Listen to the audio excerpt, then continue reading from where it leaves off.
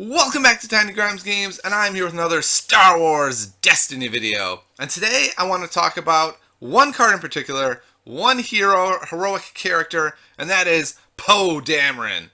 When I first saw Poe, I looked at him and I thought, he's okay, right? He has decent dice. His special ability looks okay, right? You discard a card from your hand, which kind of stinks. You're losing a card that's a potential reroll. And then you're resolving one of its sides, which is good, but it means you basically have to build your whole deck around having these cards, because if you're rolling the special and not having anything to discard, it's rather disappointing. And so if you're building your whole deck around him, really only having one die is not going to be enough. So you really have to do two dice to make him really viable. And that was a big turnoff for me, because that means you can't run him with Finn at all. Finn is 13-16, so you can either do 2 Finn, 1 Poe, or not run him with Finn. And 2 Finn, 1 Poe, I tried it a few times. It can be really interesting, but I didn't love it.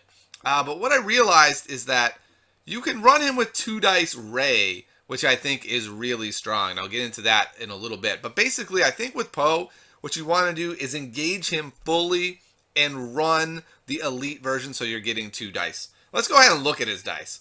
His dice are the best of the heroes that have been spoiled so far for damage. He has 3 damage sides. He has a 2 for nothing, he has a 3 for 1, and a special, which if you're building your deck right, should be usually 3 or more, or maybe 2 unblockable, depending on how many good cards get spoiled. And then he also has a disrupt, a resource, and a blank. I'm usually, to be honest, not using these. I'm just re-rolling him until I hit one of these others, because it's 50-50. So when you roll 2 of his dice, it's a 50-50 shot.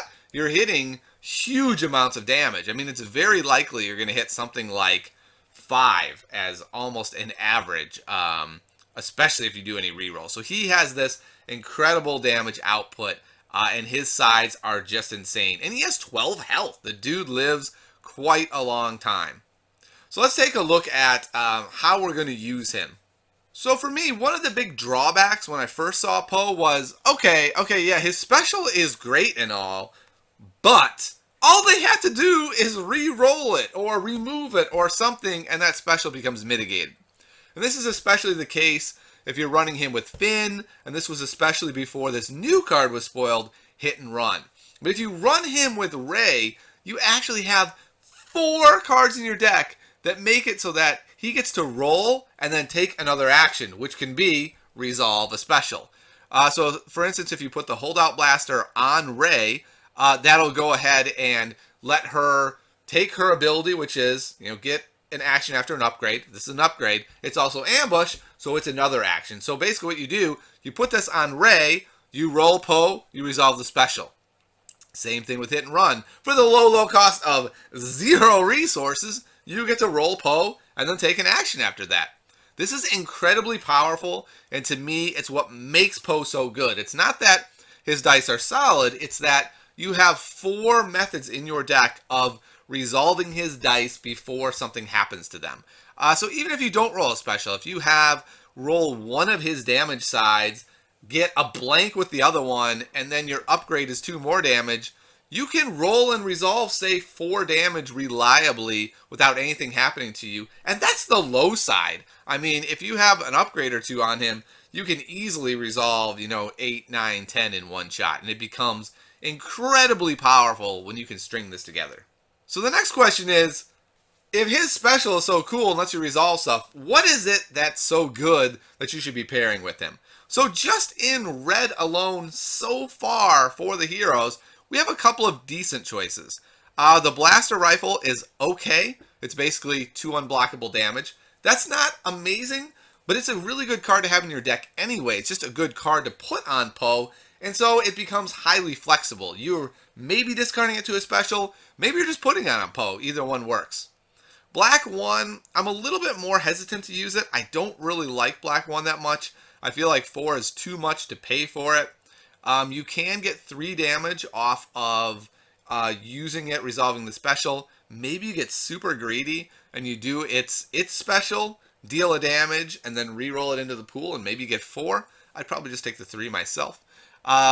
But just the red cards are a little bit underwhelming right now, and that may change dramatically with more spoilers. So let's see what other choices you can have to resolve this special. My personal favorite is to run him in blue to be able to use Ray, because you get a vast array of awesome cards to use with the special. First of all, you get Mind Probe. Mind Probe is sick. I've had a few turns where I go opening salvo. It's my turn to go first? Okay, fine. Hit and run, roll Poe, hit the special, have Mind Probe in hand, boom, 5 damage. Doing 5 damage to a character on the first roll of the game not only is super powerful, it is tilting. I can't think of a more tilting play than that in this game. Your opponent is immediately be going, oh, this is such bull. He's the luckiest so-and-so. And once your opponent is in that mind state, it becomes very hard to really calculate and think your way out of that box that you've been put in. In addition to that, it's tons of pressure. It's going to disrupt their whole game plan. So that's an amazing play. One with the Force is really great in this particular build because, first of all, it has a 3-gun side. Just boom, 3 damage. If you need to save your guy because he's almost dead, you could resolve shields, or you could spin 3 dice, say Poe, stick a 3, and then maybe a 2 on his upgrade, and suddenly you're threatening 8 damage if you're pretty confident they don't have a way to handle that. But then the best part is, it's just a great card anyway. If you're going to be playing the Holdout Blaster on Ray for 2, it means the next turn you get your resources and you can just automatically play One with the Force on Ray. So One with the Force becomes this really great flexible card that becomes incredibly useful and helps you, by the way, roll your specials. If you can spin 3 cards and you spin 3 dice and you can spin 2 of Poe's dice to specials simultaneously, that's a ton of pressure on your opponent. They can't just play Use the Force or Immobilize or Force Choke. That hits 1 die. They need a way to hit them both, and that can be very, very challenging. Another card I like to just throw in is Lightsaber. I usually do it as a 1-of. It's 2 unblockable damage. If you have a resource, it's 3. It's not a terrible card to play on Ray anyway. It has redeploy, so it can be quite useful. Now, while I said blue is my personal favorite, Finn is definitely the craziest, right? Because with Finn, you can get the AT-ST and do 5 or 4 if you don't have a resource, or you can play the Falcon and do 4 reliably, or pull 3 cards from their hand, or all kinds of other craziness. So Finn to me is like the higher ceiling to awesomeness, but less consistent, because like I said, you're only getting 1 Poe die. You no longer have the Holdout Blaster trick. So we'll have to see if there's more things you can do with Finn, or maybe you don't use Finn, maybe you use a cheaper yellow character. You bring in Millennium Falcon instead of the blue cards, and there'll be some other excellent cards, I'm sure, to go with that as well. So I'm looking at blue right now as my favorite for Poe, and yellow is probably going to be a second, but not with Finn. Like I said, if I'm playing Poe, I am playing Poe. I am all in on the Poe show. I want 2 Poe dice. I'm not messing around with just 1. So if you're going to play Poe, and you're going to go all in on Poe, I think the next step is you need some sort of cards that are going to help you get the special for when you miss. What becomes really frustrating about Poe, and in nearly every one of my games, my opponents have noticed this, you always seem to get Poe's special. I feel like it's really lucky. And it feels like that because I just keep rolling Poe's die until I get good damage, because 3 of the sides are good damage. So if you're doing something like hit and run, and it's a 1 out of 6 plus a 1 out of 6, ends up being 1/3 of the time you're hitting the special, then you miss, you do a re-roll, okay, you miss again, and now you start to dig a little deeper into your bag of tricks. And this is why I like Use the Force so much. Use the Force lets me just put tons of pressure on. I'm like, oh, okay, I keep missing with Poe. Man, this is terrible. I got an idea. I'll pay 1 special. Now what? Scares the heck out of your opponent. Whatever they happen to have, they're probably going to use it, especially if they have a big hand, because they're terrified of Mind Probe. Another way is just to focus your dice. So Jedi Robes becomes this really useful card, whereas normally Jedi Robes is a little dicey, right? It's like, if you get it turn 1, it's awesome. 2 shields on Poe, boom, happy. 2 shields on some other character, great. But later in the game, you usually look at this and go, ugh, a shield. I guess it's okay. I can overwrite it. And that is all good. But actually, the focus in this deck is quite good because being able to spin Poe to these high damage sides is incredibly useful. And like I said, puts a lot of pressure on your opponent. Alright, so again, we're engaging Poe all the way. We've said we want to be able to spin his dice. Next step, let's keep Poe alive, please. Let's please keep Poe alive. So there's a couple possibilities now, and I have to imagine there's going to be a lot more in the full set. Right now, my favorite card is Heroism for this. Being able to just move the damage to Rey instead of Poe is really useful. Especially since you're probably putting one with a force on Rey, so when she does die, it's not that big of a deal. You're getting one with a force, which is great.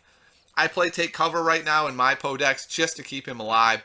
There's a really good chance some better damage mitigation is going to come out. And I even usually play Flank, which basically just says for one cost, I can pull any one of my opponent's dice off if I have less exhausted characters. So I'll purposely play it a little slow sometimes if I have Flank in hand. But essentially, you really do want to keep Poe alive. If you're all in on Poe, keep the man alive. Alright, so if we're talking Poe, and we're talking Mind Probes getting discarded, you only have 2. Well, you know what? You can fix that. You don't even have to draw your Mind Probe every turn. You just have to draw 1. You draw 1 Mind Probe, and if you can get Salvage Yard as the battlefield, you just start looping it. And yeah, you'll probably make some subpar plays just to keep looping it. Maybe you'll be able to have a resource you could take, and you just take the battlefield instead, just to be able to keep looping Mind Probe. And in fact, it's so good, if your opponent is not running Salvage Yard, they will often choose their battlefield and give you the 2 shields, which is phenomenal. Poe with 14 health off the first play instead of 12, he is very hard to kill.